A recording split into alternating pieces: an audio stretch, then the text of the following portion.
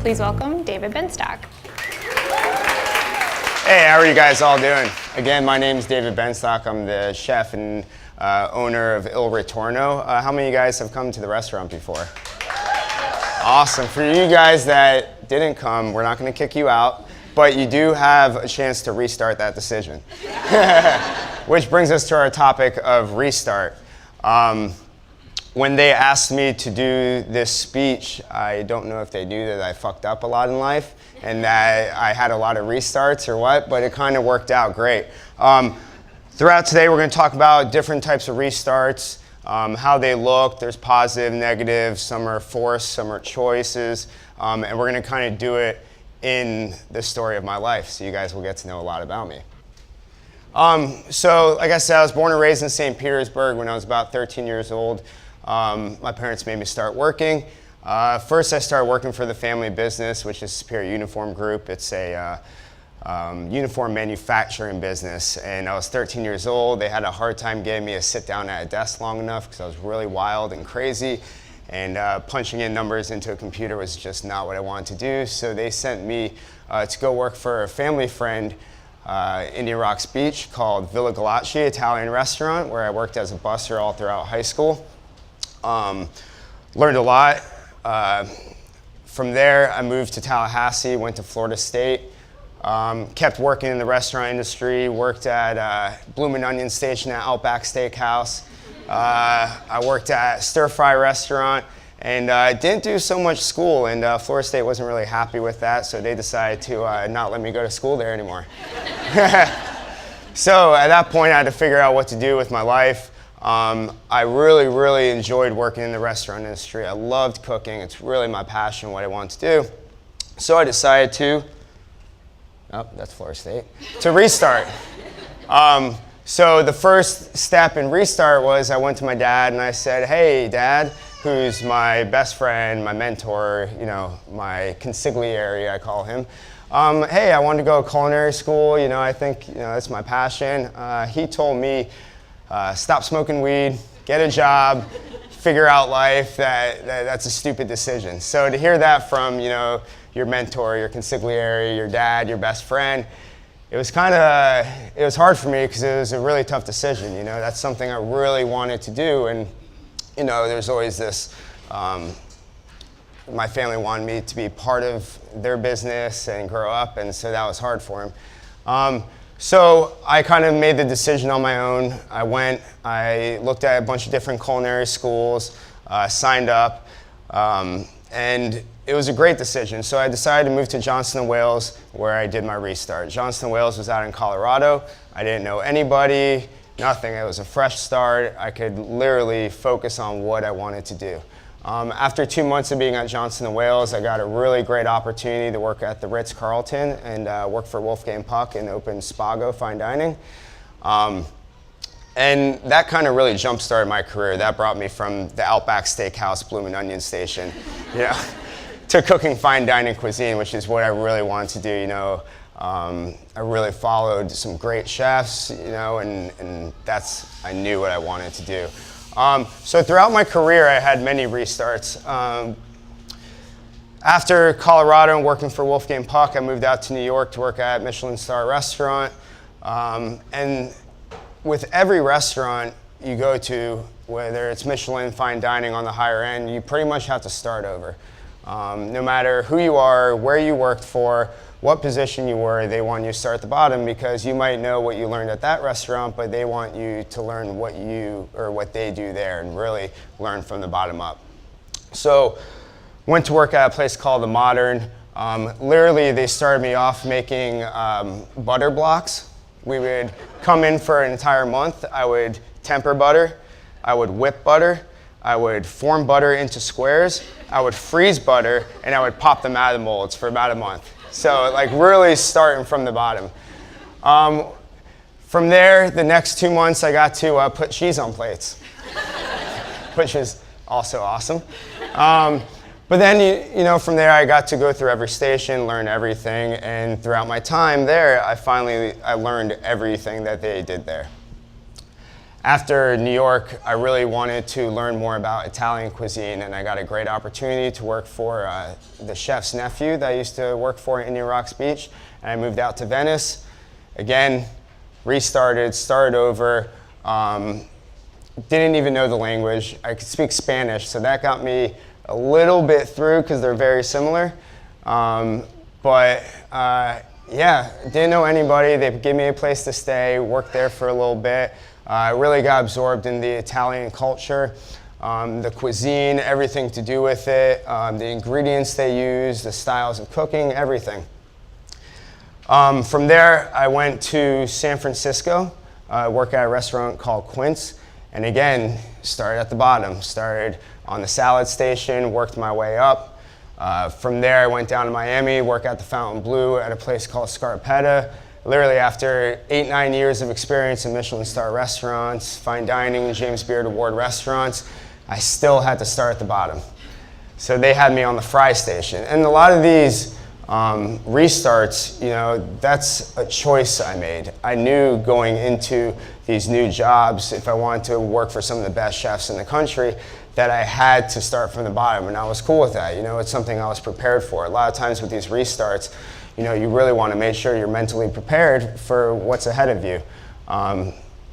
So moved down to Miami, started at the bottom. Eventually, after 2 years, became the executive sous chef of Scarpetta, and for me, that wasn't really enough. So while I was in South Florida, I met my wife.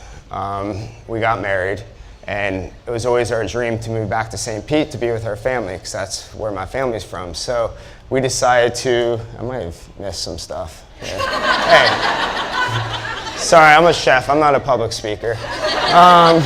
Johnson & Wales, good picture. Spago, great picture. The modern New York City. Italy, beautiful, right? All right, Quince, San Francisco. Scarpetta, all beautiful restaurants. And then finally, get back to that, my wife and I said, restart. So, we moved back home. Boom, restart. Moved back home, start a family. We really want to be, with our family. That was really important to me. So when we moved back here, I started working at a restaurant in Tampa, which I'm not gonna name the place. And it really changed my mentality. A lot in my career is a lot of really bad environments, a lot of mistreatment, overworking. It wasn't the best environment overall. So when I was working in Tampa, I was working 65 to 85 hours a week, really stressful. And eventually I started getting really bad stomach issues to the point where I was getting hospitalized every other week. And eventually, after like the 7th, 8th time of being hospitalized, they told me my intestines were really infected and were pretty much swollen shut, and that they'd have to cut me open and take out 2 feet of my intestines. So while I was in the hospital for about 2.5, 3 weeks, I really thought to myself, I was like, I'm working my butt off for someone else, in these really bad environments. There's home. And I wasn't happy. It kind of took all the passion out of me. Everything that I built my career on, it kind of really ripped that all out of me. So, again, let's say it together. Dang. Okay, there we go. Boom, got it. Guys, the last one I will get, I promise you. So I decided to restart. And I told myself I would never work for anyone again.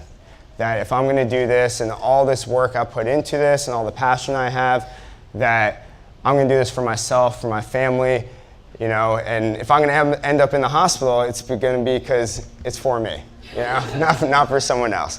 So while I was in the hospital, I started coming up with different menu items. Literally, I probably wrote 60 different menus while in the hospital. All different cuisines, everything. When I got out, my wife and I started talking to banks about loans, and we started looking around for different spots. So we came up across this amazing spot right down the street, Central Avenue, 449 Central Avenue for the people that didn't raise their hands earlier. And And Italian cuisine was really my main focus the last 6 years of my career. From Italy to Quince in San Francisco, Scarpetta, a lot of those restaurants really taught me what you could do with Italian food. Where in Italy, I learned, the basics, traditional stuff, traditional ingredients, techniques, culture, all that. But Quince and Scarpetta really taught me where you can take that Italian cuisine, especially in the modern world. So my wife and I found that great place. We opened up. It was about 45 seats. We felt like it was extremely manageable, especially for our first business. And everything went great, We started very organically. We didn't do too much advertising or anything at first. And eventually we got busier and busier, got more recognition, to the point where we were so busy that we had a couple of issues we ran into. Our kitchen was about 200 square feet. We had 10 burners to cook off of. We didn't have a liquor license. It was just beer and wine. Our restaurant was small. We couldn't really fit a table bigger than 8 unless you had to rent out the entire restaurant. And we really had to dumb down our menu because we had 10 burners to cook off of. We do 7-course tasting menus. We were doing 120 people a night. And some of our plates were 3 burners just for one plate. So you can imagine trying to cook for 120 people. Some people 5-7 courses off of 10 burners. So, we grew the business, and eventually we decided one more time to restart, and we expanded. And this restart was very nerve-wracking. Going from 45 seats to 125 seats, getting a full liquor license. All that was a whole new beast to us. The 45 little seat restaurant that I could cook 90% of the food out of by myself and only have one person helping me was no longer there. And I knew that it was going to be a lot of challenges up ahead. So we really had to prepare ourselves for this restart. And again, just like we spoke about, there's different types of restart, right? So this was a choice restart, whereas like my stomach, the surgery, all that was almost a forced restart, and it's kind of turning a negative situation into a positive. I really believe that restarts are crucial to success. Not all the time. Sometimes you get it right the first time, and good for you. But they are, they're really crucial to success, and sometimes you can't really be afraid to rock the boat. Like I spoke about my father, how at first he was really against me going to culinary school, and it was probably the hardest decision in my life to go against him on his decision on that. But at the end of the day, I went with my heart and what I really knew what my passion was and what I really loved, and now he's my biggest fan. So you can really turn things around, and sometimes it's necessary. You just got to start over. You just got to rethink stuff. So with the expansion, like I said, it was really nerve-wracking, a butt ton of increased expenses, just a whole nother beast, But with the new kitchen, now we're able to create on a whole nother level. Now, instead of 10 burners, we have 24 burners, we have 4 ovens, we have fancy equipment, and we kind of built our dream and our goals. And with that restart, we got to where we really wanted to be. I mean, that was the eventual goal, is what we have now, and we really needed that restart to do that. So a couple things to take back from restarting. After you do a restart, you definitely want to have a little bit of time for self-reflection. It's really important to sit there after and decide, was this a smart decision? Did it go as planned? What could you do better in your restart? Because, there's always things you can do better. But one thing I learned from working for Danny Meyer, who's a big-time restaurateur up in New York City, it's not always focusing on what you're doing wrong, but sometimes it's about focusing on what you're doing right. A lot of times we get down on ourselves for, we did this wrong or this wrong or this wrong, we have to fix that, instead of looking at what are we doing right, and let's go towards that. And it doesn't always feel like a positive restart. Like I said, when I went to culinary school, it didn't feel like I was doing the right thing, but you know, you have to go with your gut, and what you truly want to do in life is extremely important.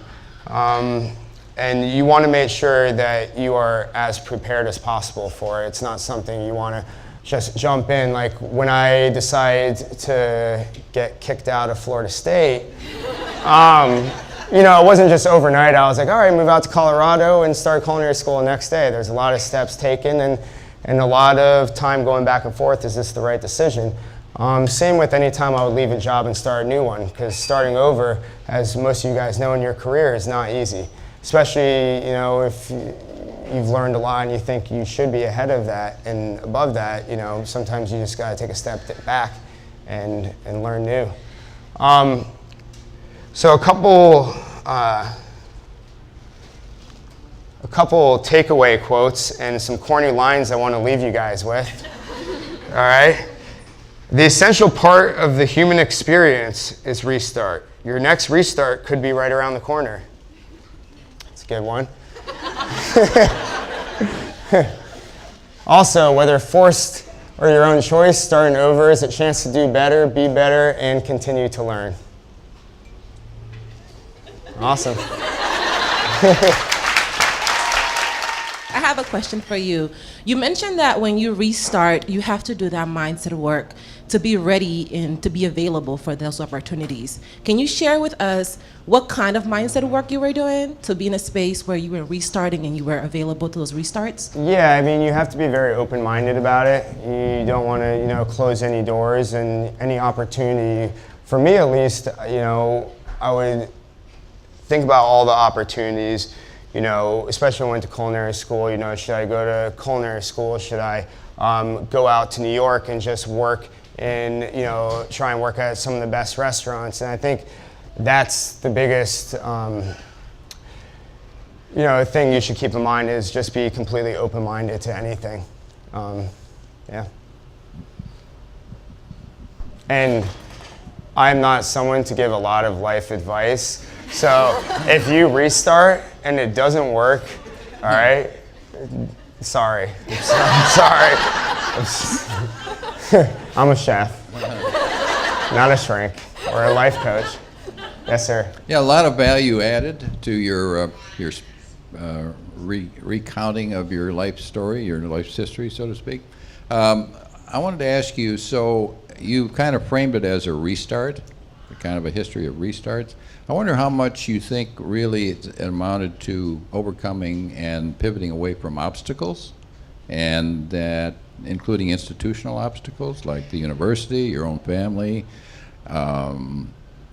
Wolfgang Puck, and so forth and so on, or is that not how you would? Yeah, I don't really say it's because of the obstacles. Obstacles, like when I was at Florida State, it just wasn't something that I enjoyed. I was in business school, and it wasn't that I was doing horrible when I applied myself, but it just wasn't what I was interested in. At that time, I was working in a restaurant 45 to 55 hours a week, and that was what I was really passionate about. And even though my parents wanted me, you know, to do the college thing, go to Florida State, all that, it just wasn't what I wanted to do. And then throughout my career, when I did those restarts and went to different restaurants, I truthfully, my goal when I went to a different restaurant was learn as much as you can. When you stop learning, that's when it's time to move on. And I really wanted to gain as much experience as I can while I was young. You know, I'm 33 years old now. I opened my first restaurant when I was 28. I think the first year we were a restaurant, we got third best restaurant in Tampa Bay. And, you know, it was really crucial to me at a young age to really get as much experience as possible and get as many experiences as possible, because, you know, if you work for the same restaurant for 10 years, you're just going to learn that. You know, if you work for other Michelin star chefs, James Beard chefs, that are completely creative in their own ways, you kind of get this whole, you know, rounded experience. I worked for chefs like Wolfgang Puck that are California cuisine. In New York, I worked for a French restaurant, French chef. Scarpetta, I worked for an Italian chef, and so I really wanted to gain all those experiences to be more successful in life. Over here, to your right. Hey. Hey. So I love how you just pointed out it's about learning, and getting better as you go. And I wanted to ask you about the process of restart. So, like, you know, when you were in the hospital, what was that restart like versus your most recent restart with the expansion? Do you think you get better at restarting? And what's an example of that? Yeah, I mean, they're kind of different scenarios. When I was in the hospital, like I said, that was more of a, where are you at? Oh, there you are. That was more of a forced restart. And it was just, I knew right in my mind that there's no way I was going to ever work for someone again. And, you know, that restart was pretty much the beginning of, I don't know, I guess in a way, me coming out and sharing with St. Pete what I've learned over the last couple of years. And I really wanted to bring that and show everyone, you know, what cool stuff, you know, I've learned and can bring to the table.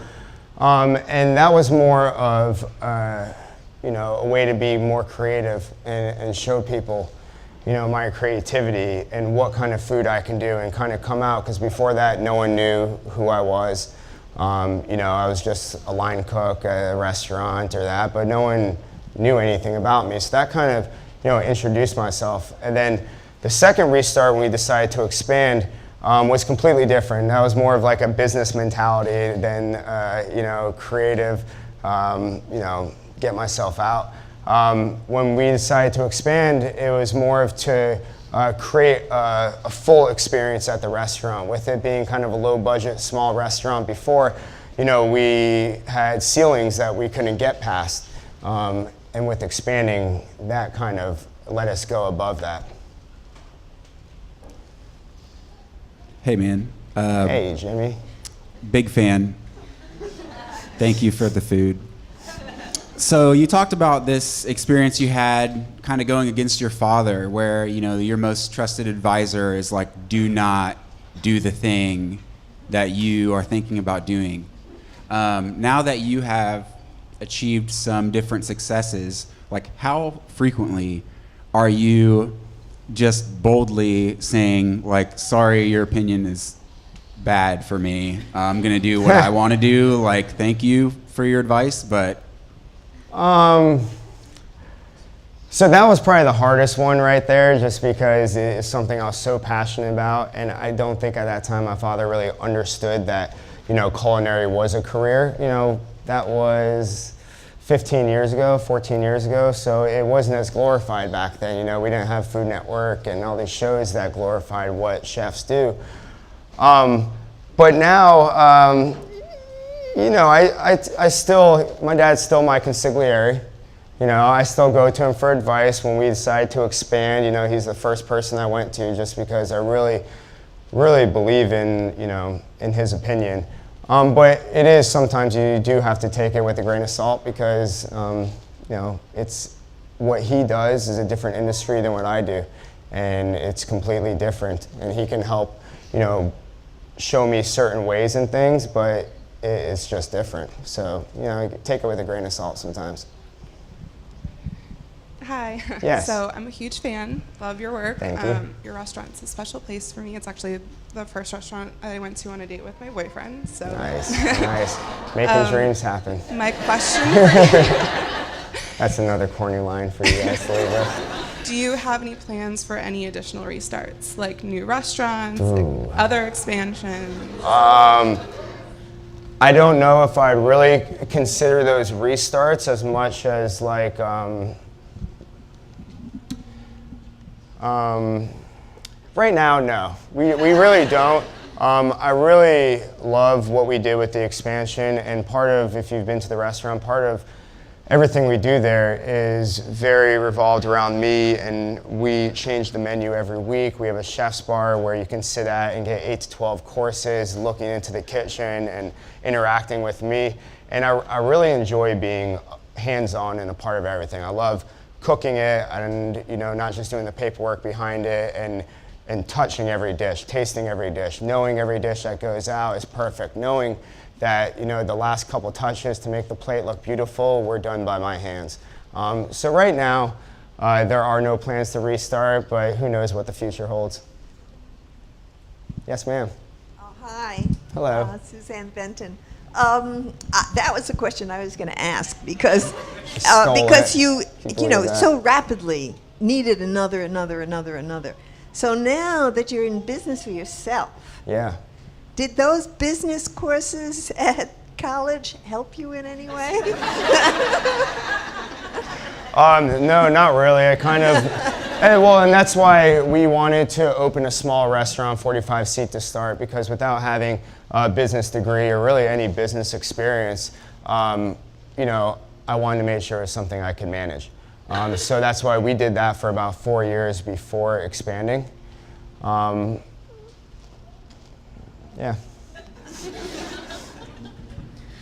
How much more difficult was it to restart once you had a girlfriend or a wife? Like their decision impacting your decision. You're not just deciding for yourself. Now you have a family or, you know, a spouse. Yeah, that took a couple months of arguing back and forth. Truthfully, when I first told her, she wasn't really happy with the decision, especially since her parents had just moved from Long Island down to South Florida, which for me was the decision, all right, this is the perfect time. But, you know, we went back and forth, and then I finally brought my wife down here to visit, and at that point, I hadn't even seen downtown St. Pete. I just remembered it from, you know, 15 years back when there were barely any restaurants, you know, what was it before Sundial? Baywalk. When Baywalk had shut down, like all the restaurants were gone. And so I always wanted to open a restaurant in St. Pete, but with St. Pete being what it was, it wasn't really the time to open it. So about 6 years ago, I brought my wife back to St. Pete. We went around downtown. We ate at places like Part Shore Grill, Z Grill that was open at the time. And she fell in love. She loved the fact that my whole family was here and that like me and my cousins were really close, and she wanted to be a part of that because her family was kind of scattered. So once she saw all that, then it was easy. It was literally, but when we came back, I went into work and I put in my month notice because in the culinary industry, you put in a 2-week notice and that doesn't work. So I put in a month notice, we packed our stuff and we came back and she loves it, yeah. Hi. Hello. I'm Jessie Purnell, and I'm about to start my own business pretty soon to launch. And one of the things that I know that every startup has is the fear. How did you overcome your fears through each one of your restart in your journey? I didn't really have a choice. I kind of just jumped into it. Every restart is scary, especially when I opened my first business. It was like, am I going to be able to pay all these expenses? I have all these employees. What happens if it doesn't work out? All these employees are not going to, you know, have a job. So it was really important with those restarts to plan it as much as possible. I mean, there's only so much you can plan for, especially in a restaurant. You don't know how busy you're going to be, but at least you can figure out your numbers, your bottom line. And that's one thing. I do not have a business degree, but like I said, my dad's my mentor, my consigliere, and he kind of helped me through the way. Didn't ever tell me like how to do something, but kind of gave me the tools I need to learn it myself. And I feel like as long as you're prepared, you know, the fear kind of goes away. But no matter what, in a restart, there's always going to be that fear. And you just kind of got to jump into it and do it, you know. If you have that much fear that you really don't think it's the right decision, then maybe you need to take a little more time and plan a little more and make sure that it's really going to work. And like I said, I'm a chef. I'm a business owner also, but I'm not a life coach, so I wish you the best on your business there. Hey, I got 2 questions over to your left. Hey. My first question is, how the fuck do you char an octopus like that? It's a secret. Damn it. Okay. Second one, each iteration of your professional career, you start to accumulate expectations for what you need and what you deserve. What expectations have remained constant, and what expectations has evolved in your professional career? So truthfully, like when I was hopping from job to job, and it wasn't really hopping from job to job. I was at the Ritz-Carlton for 4 years. I was at the Modern New York City for 2.5. I was in Miami for 2.5 at the same job. But I kind of keep my expectations of what they're going to give me pretty limited because I'm there to learn. Like, it was teach me, like, I'll do whatever you want, teach me. And probably, you know, there's a lot of kids back in the day with that mentality, and that's probably why the treatment, the lot of mistreatment in the industry. But, you know, for me, it was, at that point in my career, I wasn't trying to, you know, be the executive chef or, you know, make a shit ton of money or be at the top. I wanted to learn. I knew the first 8 years of my career was all about learning. And now with expectations, really in the restaurant, the expectations from my guys are consistency, you know, but I also want like my cooks to be creative, which is something I never got to do in my career. You know, from how my career was, it kind of changed my mentality of how people are treated as employees in my restaurant and the entire experience of working in the restaurant. I don't work people 65, 75 hours a week. Everyone gets treated well. And truthfully, at the restaurant, when we come up with new dishes on the menu, I bring everyone together and we create together, you know, which you kind of build that environment and that learning environment with them, and it really shows. So just behind him. So listening to your story, there's a lot of parallels with my sort of professional story, a lot of restarts, a lot of like, you know, I go to a place, I learn as much as I can, and when the learning's over, I feel like I need to move on.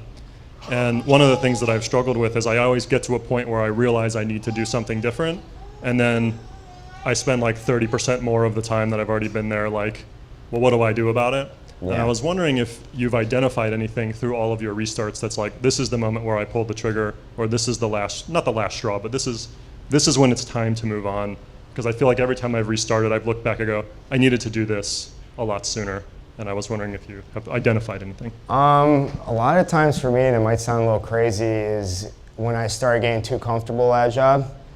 That was when it was like, maybe it's time to restart. And like I said, you know, it was always for me, when you stop learning, you know, that's when it's time to switch to a different job. But there's also a balance in that, you know, at the same time, it is a job. So you can't just like say, oh, I'm not learning, I'm quitting, I'll leave you guys.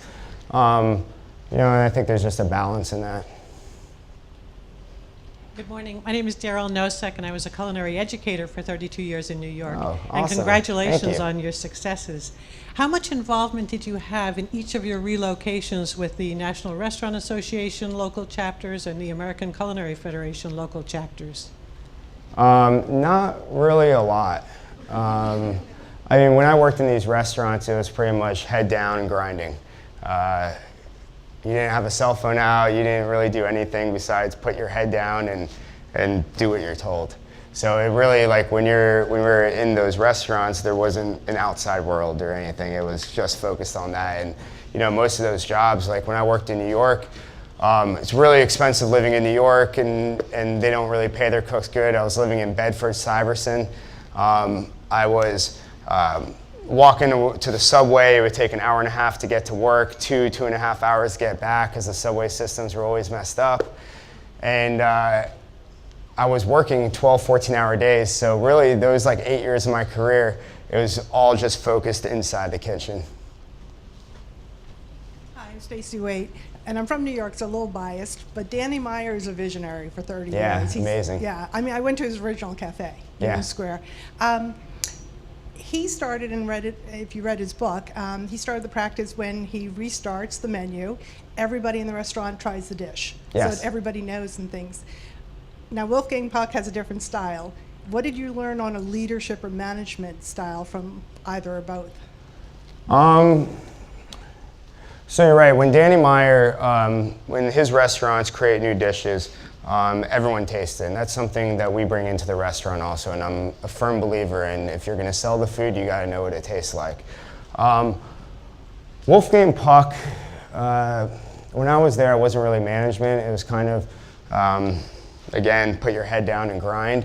I'd say what I got out of working for Wolfgang Puck was a whole different style of cuisine, you know, the Asian influence, Southern California cuisine, and a whole array of different ingredients that I got to work with than working at a French restaurant or an Italian restaurant. But one of the cool things that I learned from Wolfgang Puck when he would come and do his celebrity status, you know, walk around, shake hands, is that the guests are extremely important. that it's not just about your vision and what you want, that you have people to please as much as you want to stick to how you do things and you don't care about what everyone else thinks. Well, that's a bad mentality. You have to, and you're there to please the guests. It's the hospitality industry. One of his philosophies was, if they want something, you go get it. So they would empower us with about $1,400 every person, where if any guest wanted anything, you made it happen. If we didn't have lobster and they want lobster, you sent someone to the store to get lobster and you made lobster for them. Yeah, Wolfgang Puck just ate at our restaurant a couple weeks ago, which is cool. Yeah. So it's cool to see him come back to us, which is awesome. I have a two-part question. So it Yes. sounds like it took you being hospitalized to take that leap. It did. So if you weren't hospitalized, would you have opened the restaurant?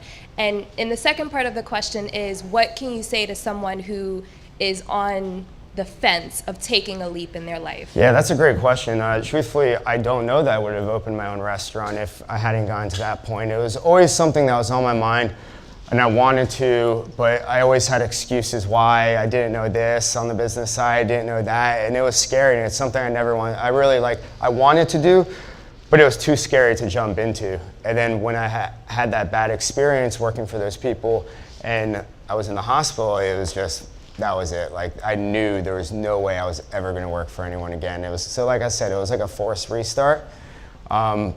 But I don't know that I would even be opening or have a restaurant right now if it wasn't for that. I might be in the same scenario. And for someone, the second part, someone that's on the fence, like I was telling, sorry, I forget your name. I'm bad with names. I was telling her, it's just about making sure you're prepared. Making sure it's a smart decision, that you've checked everything off, and that you think you have the tools and everything you need to be successful.